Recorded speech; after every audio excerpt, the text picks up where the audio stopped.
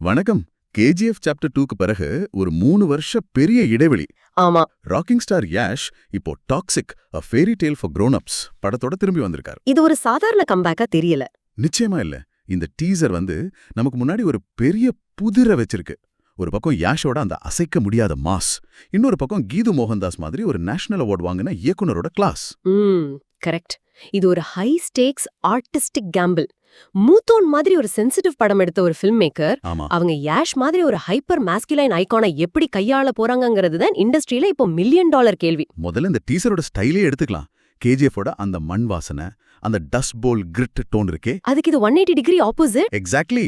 இது ஒரு neon soaked retro chic gangster உலகு.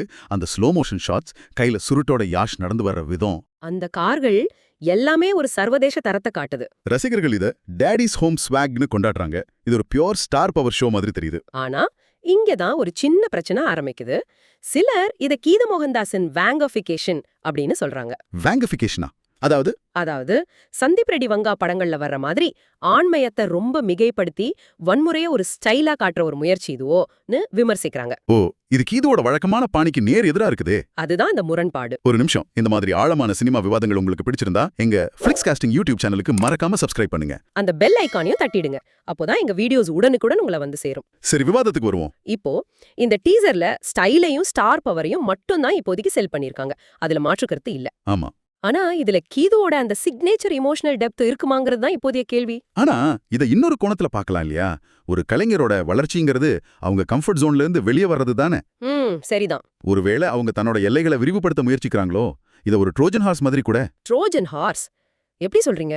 ஒரு பெரிய ஸ்டாரோட கவர்ச்சிக்குள்ள தன்னோட ஆழமான கருத்தை மறைச்சு வச்சு ஒரு பெரிய ஆடியன்ஸ் கிட்ட கொண்டு போற ஒரு தந்திரமான முயற்சி. அது ஒரு நல்ல பாயிண்ட். ஆனா அந்த தந்திரம் சில சமயம் ரிவர்ஸ்ல அடிக்கவும் வாய்ப்பு இருக்கு. அதுவும் சரிதான். ரசிகர்கள் யாஷோட ஸ்டைலுக்காக மட்டும் வந்துட்டு கீது சொல்ல வர அந்த சப்ஸ்டன்ஸை கவனிக்காம நிராகரிச்சுட்டா என்ன ஆகும்? உண்மைதான். இது ரெண்டு பக்கமும் கூர்மையான கத்தி மாதிரி. ஆமா. மூத்தன் படத்துல அவங்க கையாண்ட அந்த சூக்ஷ்மமான விஷயங்களை இந்த மாதிரி ஒரு மாஸ் படத்துல கடத்த முடியுமாங்கிறதே பெரிய சவால். ரொம்ப ரிஸ்கி கேம் இது. இதுல இன்னொரு சுவாரஸ்யமான விஷயம் அந்த டேக்லைன். சொல்லுங்க. டாக்ஸிக்ங்கிற தலைப்புக்கு கீழே a fairy tale for grown-upsனு இருக்கு. இதுவே ஒரு முரண்பாடு தான். ஆமா, யோசிக்க வைக்குது. ஒருவேளை இந்த வன்முறை ஸ்டைல் எல்லாத்துக்கும் பின்னாடி நாம நினைக்கிற மாதிரி ஒரு கேங்ஸ்டர் கதை இல்லாம ஒரு இருண்ட ஃபேண்டசி கதை இருக்கலாமோ? அப்போ அந்த டாக்ஸிசிட்டி வெறும் சண்டையில இல்லாம அந்த கதைக்கருவிலேயே இருக்கலாம். எக்ஸாக்ட்லி. அப்போ டாக்ஸிக் ஒரு பிரம்மாண்டமான ஸ்டார் பவருக்கும் ஒரு இயக்குனரோட ஆர்டிஸ்டிக் இன்டெகிரிட்டிக்கும் நடக்கிற ஒரு யுத்தம் மாதிரி தான் தெரியுது. யாஷோட ஸ்டார் பவர் கீதோட விஷனை டாமினேட் பண்ணுமா? இல்ல, கீதுவோட கதை யாஷுக்கு ஒரு புது பரிமாணத்தை கொடுக்குமா? பொறுத்து தான் பார்க்கணும். இந்த டீசரை பத்தி நீங்க என்ன நினைக்கிறீங்க? இது ஸ்டைல் ஓவர் சப்ஸ்டன்ஸா இல்ல ஒரு மாஸ்டர் ஸ்ட்ரோக்கா? உங்க ஒப்பீனியனை மறக்காம காமெண்ட் செக்ஷன்ல சொல்லுங்க. போறதுக்கு முன்னாடி ஒரு சிந்தனை சொல்லுங்க. ஒரு பெரிய ஸ்டாரோட மார்க்கெட்டுக்காக ஒரு ஃபில்ம் மேக்கர் தன்னோட அடையாளத்தை விட்டு கொடுப்பது தான் கமர்ஷியல் சினிமால ஜெயிக்கிறதுக்கான வழியா?